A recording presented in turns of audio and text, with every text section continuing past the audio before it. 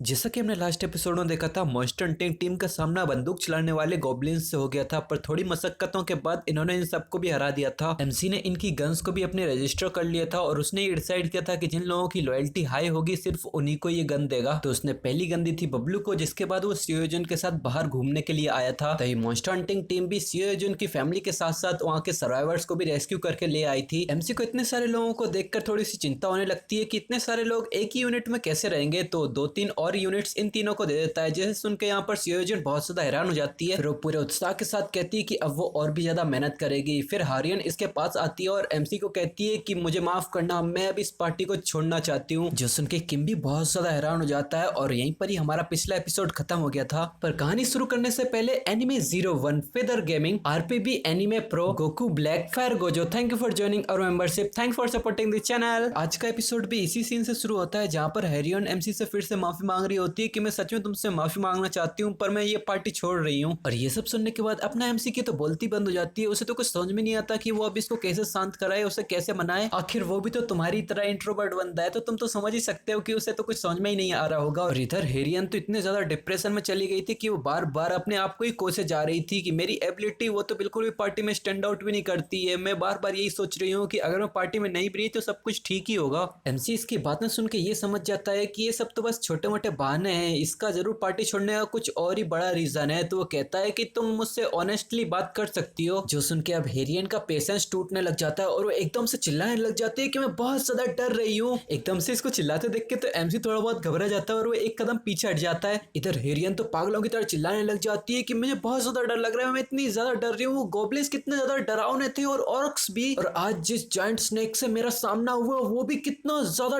Terrifying था। और उस दिन जब रेड टाइगर मेरा पीछा कर रहा था, फिर एकदम से उसकी आंखों में आंसू आने लग जाते हैं और वो चीखते हुए एकदम से रोने लग जाती है और वो कहती है कि I am so sorry Kim John, तुमने हमेशा ही हम सबको बचाया है। फिर वो अपने आंसू पहुंचने लग जाती है और वो कहती है कि मैं ही बस एक यूजलेस पर्सन हूँ, मुझे ऐसा लग रहा है कि मैं तुम्हारी उम्मीदों पर बिल्कुल भी खरा नहीं उतर रही हूँ। जो सुन के किम सोचता है मैंने ये काइंड ऑफ पहले ही नोटिस कर लिया था। जब ये सभी लोग बबलू की ग्रैंड मदर को रेस्क्यू करने के लिए गए थे तब सभी लोग ही जी जान लगा के फाइट कर रहे थे, पर इससे तो बो में एक एरो भी नहीं चढ़ रहा था। और जब ये लोग ऑर्क्स को हंट कर रहे थे तब भी ये बस डर के मारे भाग ही रही थी। और जिस दिन रेड टाइगर इसका पीछा कर रहा था उस दिन तो लगभग इसने अपनी जान ही खो दी थी। ऑनेस्टली बताऊं तो ये इस सबसे तो डिप्रेशन में जाएगी ही, और सच में भी इस पार्टी में इसका ज्यादा कुछ इम्पैक्ट है ही नहीं। पर इन सारी चीजों की वजह से हम इसको ब्लेम नहीं कर सकते। इसके पास तो बस एक पॉइजन मिस्ट की एबिलिटी है जो कि कुछ ऐसी नहीं है जिसे हम ऐसे यूज कर सकें। अगर इसे गलत तरीके से यूज किया जाए तो ये उल्टा अपने टीममेट्स को ही नुकसान पहुंचा सकती है, इसीलिए इसका इफेक्टिवली यूज करना बहुत ज्यादा मुश्किल है। और एक तो हेरियन खुद अपनी जिंदगी को इसके चक्कर में रिस्क में डाल रही है और इसके बावजूद इसके रिजल्ट इतने कम आ रहे हैं, तो ये तो नॉर्मल है कि इसको बहुत ज्यादा बुरा लग रहा होगा। सामने हेरियन बस रोई ही जा रही थी और अपना एमसी बस सर खुजाता ही रह जाता है, उसे तो इसको शांत करने के लिए कुछ शब्द भी नहीं मिलते।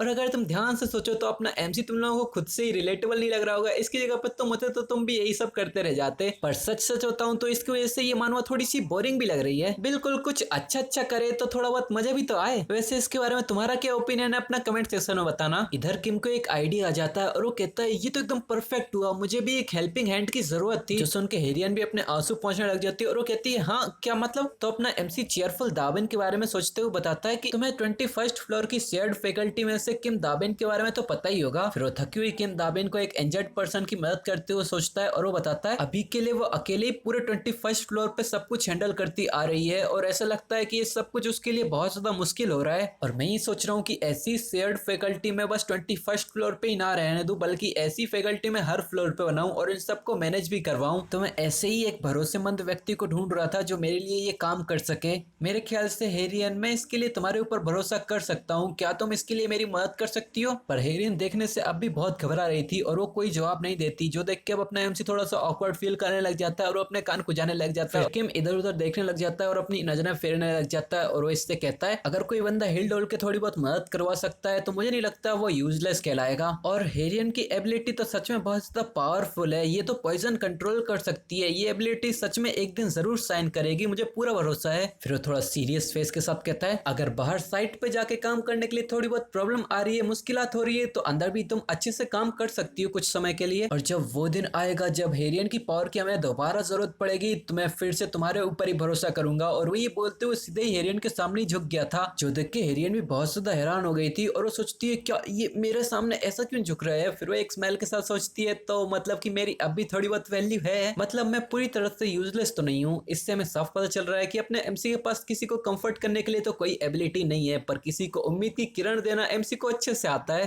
तभी एमसी के पास एक नोटिफिकेशन आती है कि सिटीजन हेरियन की लॉयल्टी इंक्रीज हो गई है, उसकी लॉयल्टी 100 तक पहुंच चुकी है। सिटीजन हेरियन ऑलरेडी रिटेनर के तौर पर रजिस्टर हो चुकी है, रिटेनर की लिमिट भी इंक्रीज हो चुकी है। और अभी ये रिटेनर क्या है इसके बारे में हमें नहीं पता है, उम्मीद करते हैं कि बाद में हमें पता चल ही जाए। फिर यहाँ हेरियन अपने आंसू आंसू पहुंच के चेहरा वेरा सही करने लग जाती है और वो कहती है कि मुझे माफ करना जयान। फिर वो पूरे जोश में चिल्लाती है कि मुझे अपनी कमजोर साइड ऐसे नहीं दिखानी चाहिए थी, अब से मैं अपना बेस्ट दूंगी। जिसके लिए किम भी हाँ करता है और वो कहता है कि तुमने अभी तक जरूर बहुत हार्ड वर्क किया है और आगे बढ़ने के लिए भी मैं तुम्हारे ऊपर भरोसा कर रहा हूँ। फिर हमें थोड़ी देर के बाद का सीन दिखाते हैं। अपना एमसी घर में बैठे बैठे थोड़ा सोच रहा होता है और वो सामने देख रहा था कि अपने गार्डियन बीस्ट को समन करने के लिए 1 बिलियन रुपए लगेंगे, मतलब 1। तो सोचता है कि ये तो एक नया फीचर है, क्या ये वर्थ इट होगा भी नहीं। फिर वो एकदम से चिल्लाता है भड़ में जाए और एकदम से कहता है चलो अब मैं ट्राई कर रहा हूँ। अब एक गार्डियन बीस्ट को समन करते हैं और वो सिस्टम की स्क्रीन पे क्लिक कर देता है। एक नोटिफिकेशन आती है गार्डियन बीस्ट समन हो रहा है, इसके लिए 1 बिलियन वॉन कंज्यूम कर लिए जाएंगे। तभी इसके सामने एकदम से बहुत जोर की लाइट चमकने लग जाती है, इसके अंदर जो बहुत जोर की आंधी भी चलने लगती है, जो देख के एमसी बहुत ज्यादा घबराने लग जाता है। वो एकदम से चिल्लाता है पर तभी उसके नीचे कुछ अजीब सी लाइट चमकती है, बहुत सारी फॉर्मेशन सी बनने लग जाती है। ये फॉर्मेशन धीरे धीरे करके जुड़ रही थी, वो कुछ तो क्रिएट कर रही थी। तभी एकदम से बहुत जोर की थंडर सी लाइट चमकती है और जिससे वो अपनी आंखें बंद करने लग जाता है। वो एकदम से चिल्लाता है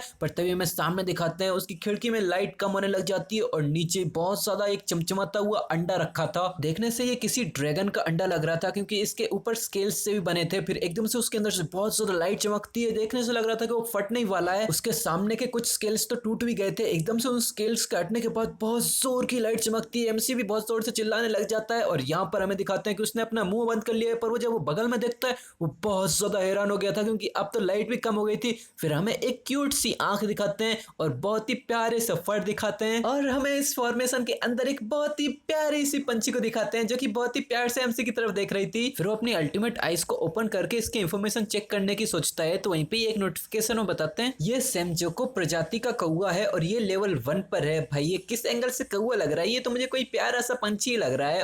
हो सकता है कि ये कौवा ही हो, वैसे मैंने तो कभी कौवे का बच्चा देखा ही नहीं है, तुम लोगों ने देखा हो तो बताना। फिर एमसी के सामने इस कौवे की डिटेल्ड इंफॉर्मेशन आ जाती है जहाँ पर लिखा हुआ था कि ये है डिवाइन बीस्ट क्रो, वो भी 3 पैरों वाला। ये जन्म के साथ ही सूर्य की पावर्स के साथ पैदा हुआ है। ये अभी एक छोटा सा बच्चा ही है जिसे अभी प्रोटेक्शन की जरूरत है। अगर इसे ग्रो करवाना है तो इसे सूर्य की किरणों के साथ अच्छे से नहलाना होगा। और अपने सामने एक डिवाइन बीस्ट को देखकर किम के भी पसीने छूट रहे थे, पर फिर भी वो अपने चेहरे पे एक स्माइल लाता है और अपना हाथ हिला के इसको हेलो करता है। तो सामने से वो छोटा सा कौवा भी इसके सामने जोर से चिल्लाता है पीप। और तुम लोग क्या सोच रहे थे, डिवाइन बीस्ट तो क्या बोलने लगेगा? यहाँ पर अपना एमसी सोचता है तो अब मुझे इसको क्या कह के बुलाना चाहिए। पर यहाँ ये छोटा सा कौवा किम की तरफ देख के बस कंफ्यूज हो रहा था, शायद इसीलिए कि उसका पापा उसके जैसा तो नहीं दिख रहा। और इधर शायद एमसी को कोई अच्छा सा आइडिया आ गया है, वो एकदम से अपने ख्यालों से बाहर आता है और वो कहता है अरे हाँ, तुम पूरी तरह से जेट ब्लैक कलर के कौवे हो, तो कैसा रहेगा कि मैं तुम्हारा नाम ककामी रखूं। और ये नाम सुन के तो डिवाइन बीस्ट की आंखें भी खुशी के मारे कार की हेडलाइट की तरह चमकने लग जाती हैं। और एकदम से किम की आंखों के सामने ये कौवा अपने पंख फैला के ऊपर पी पी पी करके नाचने लग जाता है, जो देख के अपना एम कहता है ओ क्या तुमको ये नाम पसंद आया? तो ककामी भी किम के सामने अपना पी पी पी करके सर हिलाने लग जाता है, जो देख के अपना किम कहता है ओ ये तो राहत भरी बात है।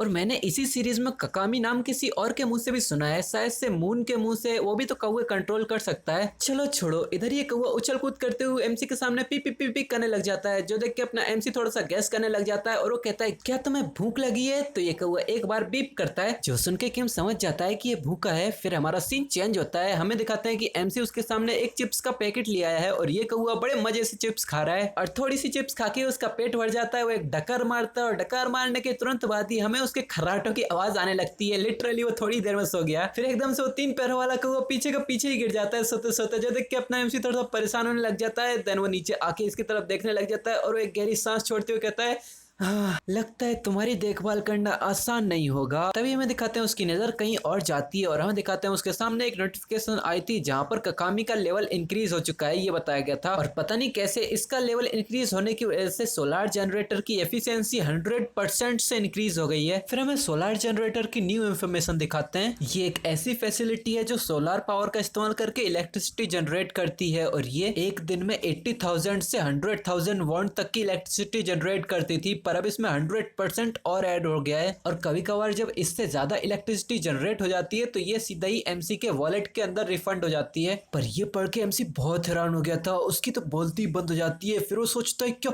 एक मिनट रुको, फिर वो सोचता है कि अभी मुझे मेरे एरिया में 10 और नई बिल्डिंग्स मिली हैं और इनके अंदर अभी मैंने कोई सोलर जनरेटर भी नहीं लगवाया है और अभी जबकि मैंने अपनी सारी फंडिंग्स का इस्तेमाल कर लिया है तो ऑनेस्टली मुझे ऐसा लगता है कि मैंने पिछली बार सोलर जनरेटर लगवा के पूरे 130 मिलियन का नुकसान कर दिया, क्योंकि ये बस पूरे साल में 30 मिलियन ही पे बैक करता है। फिर वो एक स्माइल देता है और वो कहता है कि बस ये 100% का एक छोटा सा इंक्रीज पूरी कहानी बदल देता है। फिर वो काकामी की लेवल अप की वजह से सोलर जनरेटर में 100% इंक्रीज वाली नोटिफिकेशन देख रहा था और वो काउंट करने के बाद सोचता है कि अब हर साल सोलर जनरेटर 90 मिलियन वॉन तक की इलेक्ट्रिसिटी जनरेट करेगा। इसकी रफ्तार लगभग ट्रिपल हो चुकी है और अब मेरे पास हेजिटेट करने के लिए कोई रीजन ही नहीं बनता। फिर वो एकदम हंसते हुए चिल्लाता है, सोलर जनरेटर को इंस्टॉल करो पूरी की पूरी 10 बिल्डिंग्स में। तो सिस्टम भी इसकी कमांड को फॉलो करते हुए सोलर जनरेटर लगवा देता है और बस 24 घंटे में सारे जनरेटर्स लग जाएंगे। फिर हमारा सीन चेंज होता है और हमें अपार्टमेंट 3001 का सीन दिखाते हैं। कोई डोरबेल बजाता है और वहां से आवाज आती है, कौन है यहाँ पर, और हमें दिखाते हैं ये अपना एमसी है जो इन सबसे कहता है ये मैं हूँ किम जियोन। इतना सुनते ही तुरंत दरवाजा खुलता है और हमें घबराता हुआ फैटी दिखाया जाता है जो आगे कहता है, क्या किम जियोन क्या हुआ, कुछ गलत हुआ है क्या? तो अपना एमसी कहता है, अरे नहीं, मैं बस तुमसे एक फेवर लेना चाहता हूँ। फेवर के नाम पे तो फैटी के पसीने छूटने लग जाते हैं और वो अपनी कांपती आवाज में कहता है, हाँ बोलो क्या है फेवर। तो अपना एमसी एकदम स्ट्रेट लुक के साथ कहता है, मैं चाहता हूँ कि तुम मेरा पैसा थाम कर रखो।